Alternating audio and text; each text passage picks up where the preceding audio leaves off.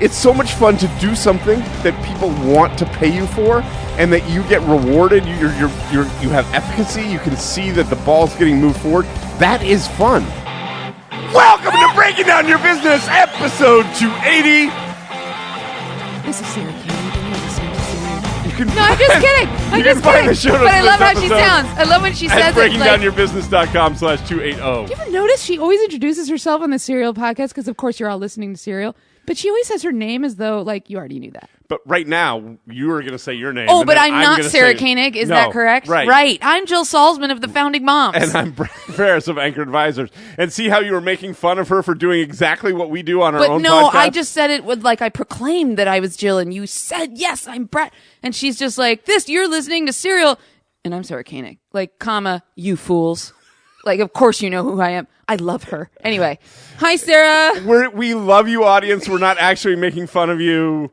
Jill just is making fun of audiences of other podcasts, I guess. No, not. I'm making fun of Sarah Koenig. Oh. She's the host of Serial. And if you're not listening to Serial, shame on you. I'm not listening to Serial. But don't go there now. Keep listening to this. I've never listened to Serial. You haven't? Today, fascinating. We're going to talk about starting a new business.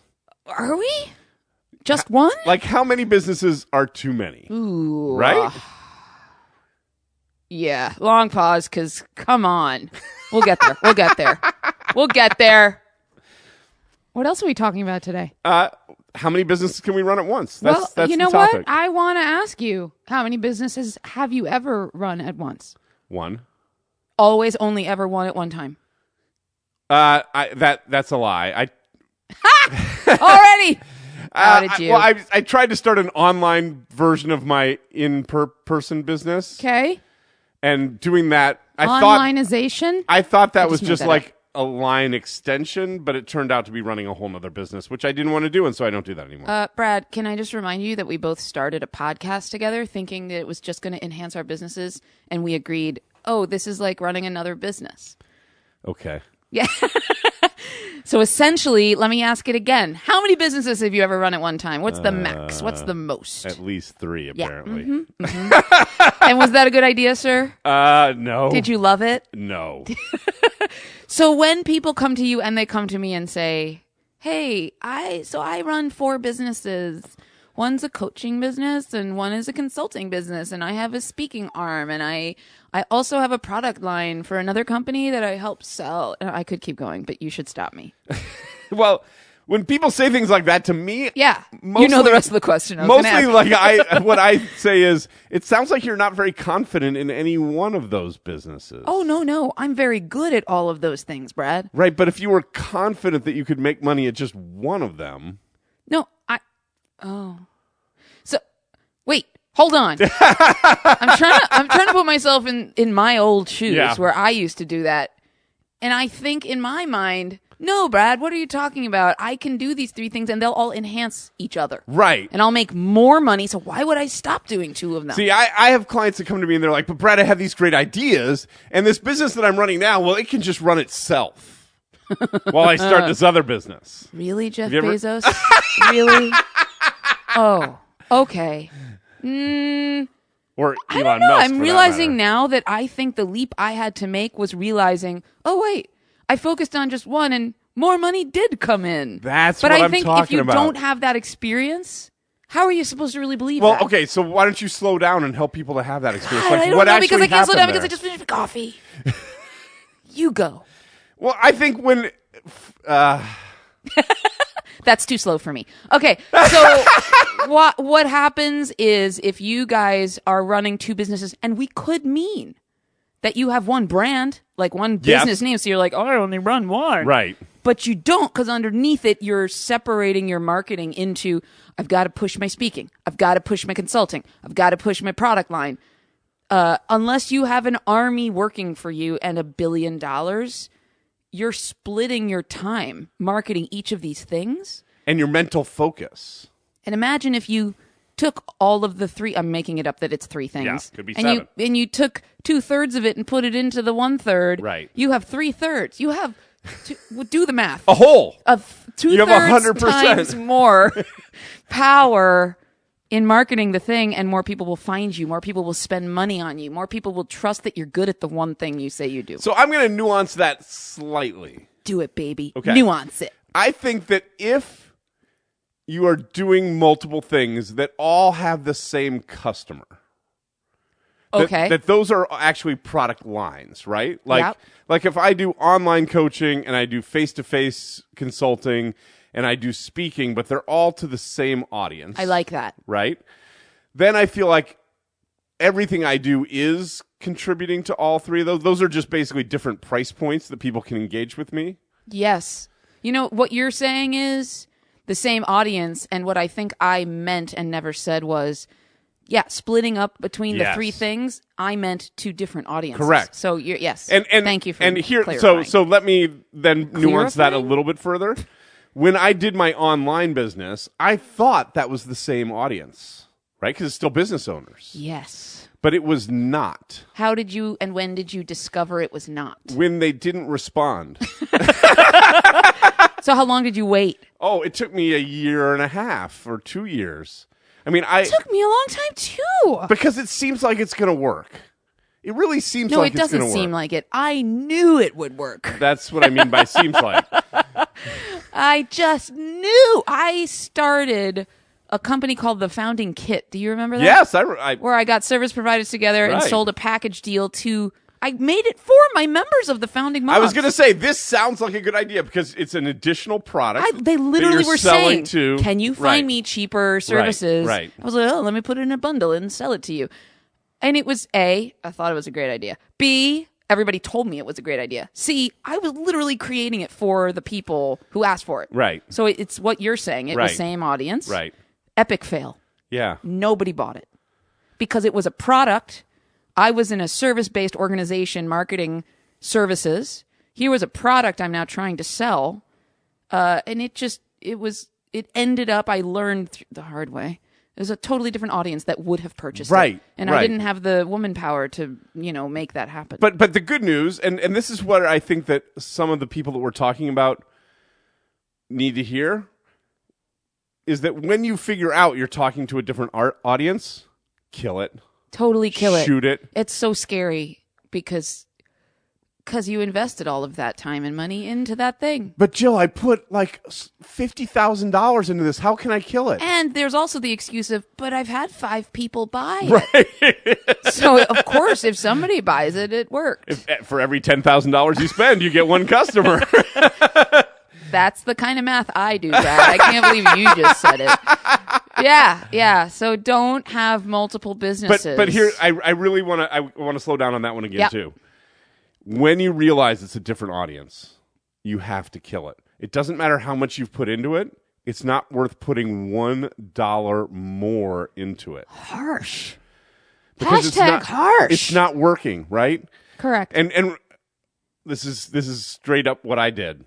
I didn't want to kill it. So I tried something slightly different and then something slightly different. And I kept trying to rework it. You kept trying to nuance it. Right. Well, and all of those things actually was another audience and another audience and was getting me further away from. Oh, wait, no, now they'll buy it. Right. Yeah. Well, wait, let me flip this around because you've been talking about it from the business perspective. Yes. But if you all can think about the woman that I went to her website recently, and of course you know who I'm talking about. Yes, I know. You don't, but I'm just going to pretend you do.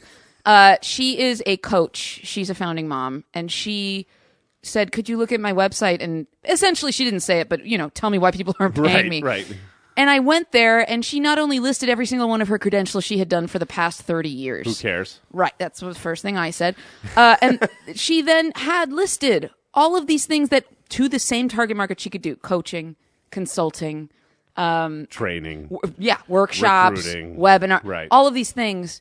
And I remember as just a customer thinking like, oh, I love her. She's a founding mom. I'm supporting her. I went there and I said, first thing to her, which you all know, is I said to her, but which one are you good at?